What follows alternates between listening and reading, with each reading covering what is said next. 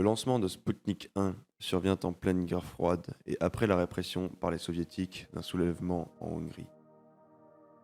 Le 4 octobre 1957, à 22h28, la fusée soviétique R-7, appelée également Zemiorka, s'élève dans un tonnerre de feu dans le ciel de Baïkonour.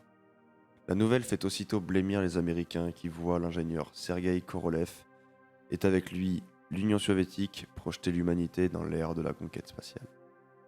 Après quelques minutes d'ascension, le dernier étage du lanceur libère Spoutnik et le place en orbite à 900 km au-dessus du sol.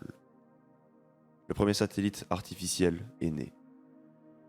Son altitude variant selon son périgée qui était de 225 km de hauteur jusqu'à 947 km à son apogée.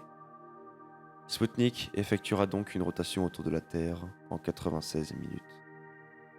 Il n'est alors qu'une boule en aluminium de 83,6 kg et de 58 cm de diamètre qui émettra par radio des indications sur la température à bord avec un bip bip devenu célèbre.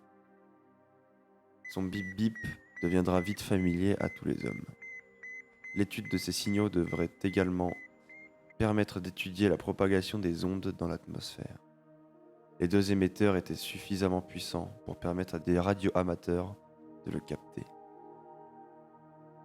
L'intérieur de la sphère contenait de l'azote à une pression légèrement plus élevée que la pression atmosphérique à la surface de la Terre.